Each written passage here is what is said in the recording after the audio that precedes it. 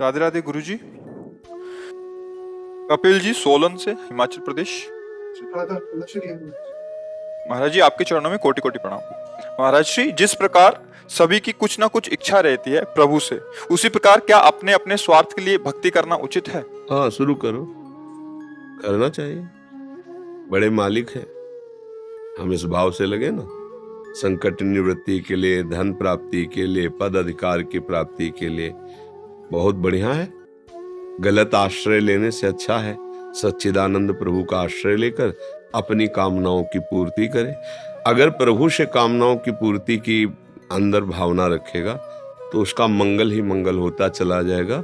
कामनाओं की भी पूर्ति होगी और भगवान का शुद्ध मार्ग भी मिल जाएगा, क्योंकि आश्रय उसने बोध स्वरूप भगवान का लिया है ना। तो हम तो अज्ञानी हैं, लेकिन वो तो ज्ञान स्वरूप है ना। जैसे किसी बात की पुष्टि के लिए उदाहरण से पुष्ट हो जाता है। भगवान ब्रह्मा जी ने करदम जी को आदेश किया कि हमारी इच्छा है आप प्रजा को बढ़ाइए, क्योंकि भगवान ने हमें सेवा दी सृष्टि विस्तार, ब्रह्मा जी का सृष्टि रचना। तो करदम जी जब उनसे प्रकट हुए तो कहा हमारी आज्ञा का पालन करो, सृष्टि का विस्तार करो, बढ़ाइए। उसके लिए स्त्री चाहिए, क्योंकि सृष्टि का। तो उन्होंने किसी से याचना नहीं की, सीधे भगवान की आराधना की। और जब भगवान प्रकट हुए तो उनका अपने पिता की आज्ञा का पालन करने के लिए मुझे भार्या चाहिए, क्योंकि सृष्टि उसी से बढ़ेगी। तो भगवान ने कहा कि आदि सम्राट महाराज मनु की पुत्री श्री देवहूति जी, परम सुंदर, परम भक्त, परम ज्ञानी। देखो, भगवान से जब मांगी जाती है वस्तु तो भगवान हाँ सर्वोपम है ना, तो वो अपने हिसाब से भी देते हैं। देवहूति जी से ब्याह कराया, आगे नहीं मांगा था उन्होंने कुछ, और भगवान ने स्वयं कहा कि मैं स्वयं पुत्र के रूप में अवतरित होकर तुम्हें परम पद प्रदान करूंगा। ये अपनी तरफ से किया। भगवान से जब कोई वस्तु मांगी जाती है तो भगवान वस्तु देते हैं, साथ में ज्ञान भी दे देते हैं। तो मुझे लगता है कि बहुत बढ़िया बात है किसी और से न मांग करके भगवान से मांग। अभिषेक जी, पटियाला से। गुरुदेव, आपके चरणों में कोटि कोटि प्रणाम। गुरुदेव, मैं आपका सत्संग 2019 से सुन रहा हूँ। गुरुदेव भगवान, आपने श्रीमद् भागवत पर सत्संग किया था, उसमें आपके श्रीमुख से भगवत आश्रय की अपार महिमा सुनी। आपने कहा भगवत आश्रित हो जाओ, सभी भागवतिक सद्गुण आप ही में प्रकाशित हो जाएंगे, दिव्य भजन साधन शुरू हो जाएगा, अपार बल आप में ही आ जाएगा।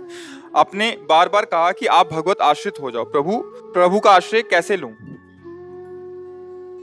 पहले ये हमें स्वीकार करना होगा कि हम श्री भगवान के हैं, है ना। हम सब बात समझ में आती है ना, क्योंकि हम सब अपने को शरीर मानते हैं ना। तो शरीर पांच भौतिक है, ये पंचभूतों की रचना है। अब जब मन की तरफ बढ़ते हैं तो सूक्ष्म शरीर है, अंतःकरण, ये भी प्रकृति जनित ही है। जब स्वभाव की तरफ कारण शरीर, वो भी प्रकृति का परिणाम ही है। तीनों गुणों के परिणाम से स्वभाव की रचना होती है। ये अष्टधा जो प्रकृति है, इसे अपरा प्रकृति कहा गया है, और जो हमारा स्वरूप है उसे परा कहा गया है, वो भगवद अंश है। हमारा प्रभु का नित्य संबंध है, मतलब किसी साधना से संबंध नहीं। ये तो है ही, जैसे बाप को बाप कहने के लिए कोई साधना की जरूरत नहीं होती, वो तो है ही ना पिता। ऐसे हमारे अंशी श्री भगवान है, ब्रह्म है। अब हम इस बात को स्वीकार करें कि ये शरीर, माता पिता, भाई बंधु, ये संबंध मायाकृत है। आश्रय के तक पहुंचने के लिए ये मायाकृत है ना। मायाकृत, मायाकृत माने जो है नहीं, केवल दिख रहा है। जैसे अब हमारे पिता, कोई अस्तित्व ही नहीं रह गया। जो रूप उनका था, ना पहले था ना अब है, बीच में भासमान हुआ, गायब हो गया। त्रिकाल में कभी अनुभव में नहीं आएगा, क्योंकि ना सतो विद्यते भाव, ना भाव विद्यते सता। असत की वर्तमान में देखते हुए भी सत्ता नहीं है। जैसे बालू गंगा किनारे जब भ्रमण करते ना, और उसमें सूर्य प्रातः काल की किरण पड़ती तो दूर ऐसा लगता है बिल्कुल निर्मल जल भरा हुआ है, और जब नजदीक जाओ तो एक बूंद पानी नहीं, केवल वो किरणों के प्रभाव से बालू में जल उसे कहते मृग मरीचिका, मरुभूमि में। ऐसे ही हमें भास रहा है माता पिता, भाई बंधु, सुख दुख, लाभ हानि, है नहीं, है एकमात्र भगवान, एकमात्र प्रभु। जब हमारी ये बात समझ में आई कि प्रभु के सिवा और कोई नहीं और मैं प्रभु का हूं, तब हृदय से ये बात आश्चर्य शुरू हुआ कि अरे मैं तो प्रभु का हूं, मैं भूल गया था। स्मृति लब्धा त्वत् प्रसादयान में अच्युता, मुझे याद आ गई कि मेरे पिता, मेरे स्वामी, मेरे मालिक, मेरे अंशी प्रभु है, भगवान है, ब्रह्म है, जिस भाव से जो बसता है। अब वो आश्रित हुआ कि प्रभु मैं आपको कैसे जानूं, मेरा भाव तो देह में है, मेरा भाव तो भोगों में है, देह संबंधियों में। अब इससे हटना मेरे को बहुत कठिन लग रहा है, क्योंकि मैं जन्म जन्मांतर से इसी में रत हूं। तो फिर भगवान गुरु की प्राप्ति कराते हैं, भगवान ही गुरु रूप है। फिर वो साधन देते हैं कि आप ये ग्रंथ पढ़ो, ये नाम जप करो, ये सेवा करो, ये ध्यान करो, ये चिंतन करो। उससे हम प्रभु का जब ध्यान चिंतन किया, अंतःकरण पवित्र हुआ, तभी अनुभव में आ गया कि मैं भगवद आश्रित हूं।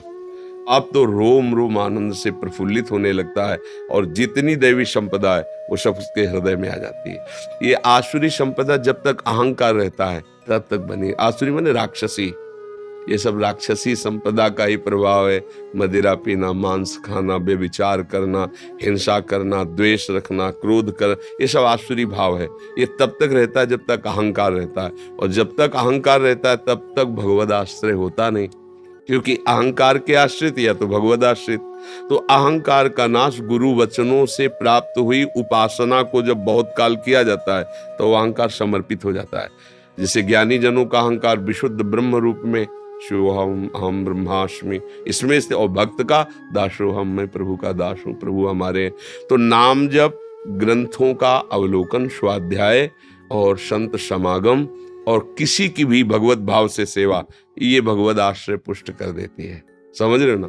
और हम प्रभु के हैं, पहली ये बात स्वीकार हो। जब प्रभु के सिवा हमारा कोई नहीं, ये सिद्ध कर दोगे तो आपके हृदय में देवी संपदा आ जाएगी। प्रभु के हम हैं ये तो आज मान लिया, लेकिन इसका अनुभव तब होगा जब दूसरों न कोई।